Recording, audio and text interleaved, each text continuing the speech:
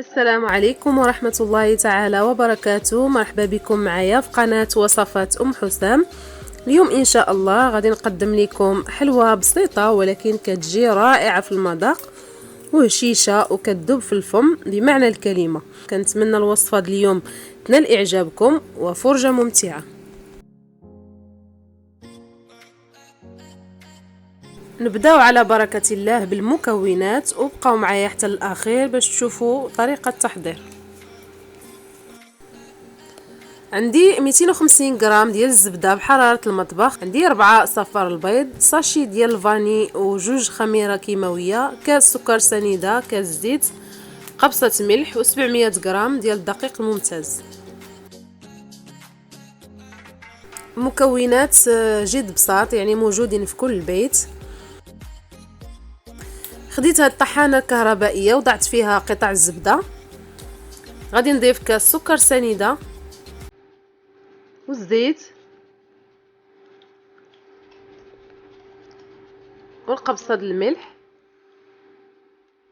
وغادي نضيف سكر بنكهه الفاني والصفار البيض المسلوق، وغادي نطحن الكل.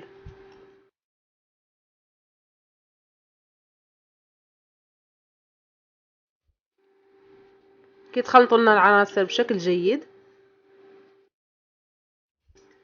بعد ما خلطت المكونات غادي نفرغ الخليط بهذا الشكل في الاناء اللي غادي نخلطوا فيه الحلوى، وغادي نبدا نضيف الدقيق ونجمع غير برؤوس الاصابع، ما كندلكش.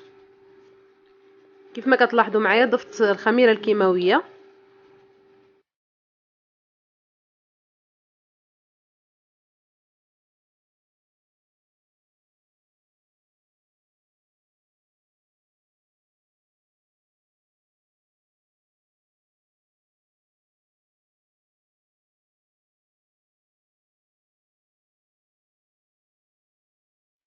كيف ما كتلاحظوا معايا هنايا ها جمعت العجين كيبقى رطب. كنبدا نشكل كويرات صغيره الحجم، ما كنكبروش الكويرات لانهم عاد غادي يضاعف الحجم ديالهم في الفران. غادي نستمر بنفس الطريقه حتى نكمل العجين اللي عندي، وكنستفو في الطاوه اللي فرشتها بورق الطبخ، وغادي ندخل الحلوى للفران على نار متوسطه غير تحمر ونخرجوها.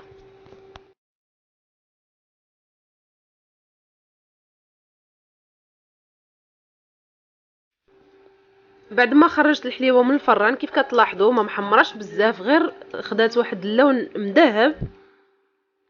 غادي نزينوها. عندي الشوكولاط الاسود والشوكولاط الابيض اللي ذوبت في حمام مريم.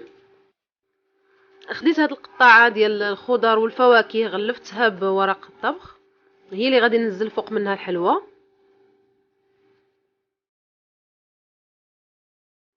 غادي نوضع الحلوى في الشوكولاط وكنقطروها بهذا الشكل هذا بفرشيط ونوضعوها فوق الورق اللي عندنا. كنستمروا بنفس الكيفيه.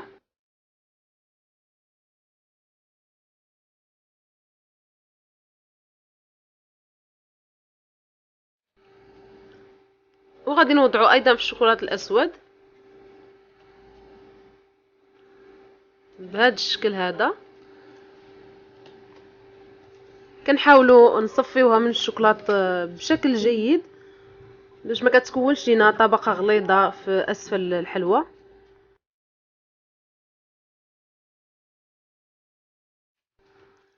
غادي نوريكم باش غادي نزينوا هذه الحلوى. انا خديت هنايا حبيبات الحلوى بالالوان، وعندي حبيبات الشوكولاته الملونه والشوكولاته الكوكيز ورقائق اللوز محمره، وعندي هذه الحبيبات هذو بالالوان وهذه الفضيين، وكذلك الكوك او جوز الهند.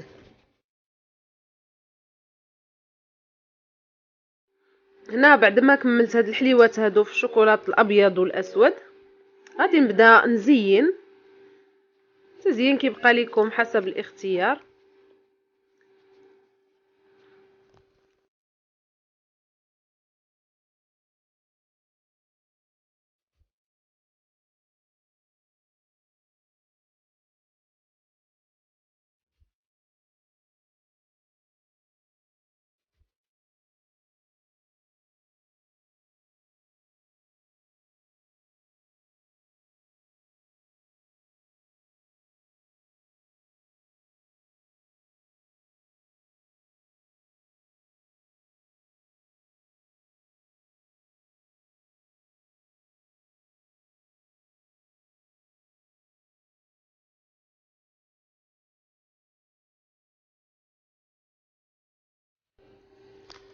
وخديت واحد الكميه من الحلوى غطستها في الشوكولاته البيضاء كيف ما كتشوفوا معايا، وخديت القليل من الشوكولاته البيضاء وضفت ليها القليل من الملون الاحمر.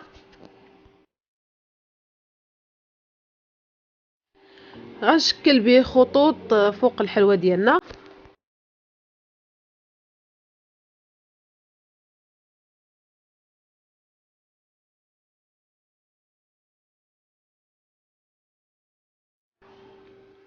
غادي نوضعها في الثلاجه بعد ما ينشف لينا الشوكولاط ونخرجوها. وهنا وضعت كميه من الحلوى في الشوكولاط الاسود وكميه في الشوكولاط الابيض، وغادي نعمل خطوط بالشوكولاط الابيض والاسود.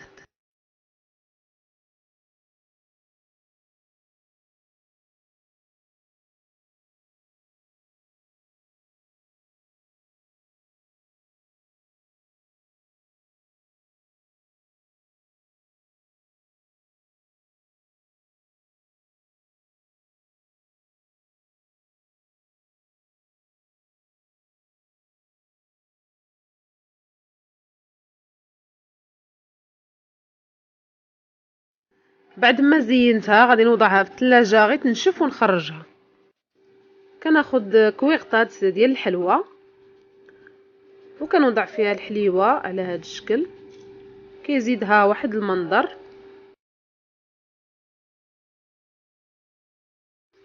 انا غادي نوضع الحليوه ديالي كامله في الكويغطات وغادي نوضعها في طبق التقديم ونشوفوا الشكل النهائي ديالها.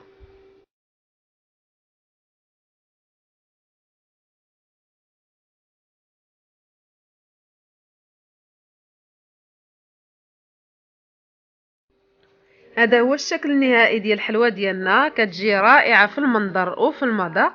كنتمنى تجربوها، غادي تنال اعجابكم لانها كتستحق التجربه رغم البساطه ديالها.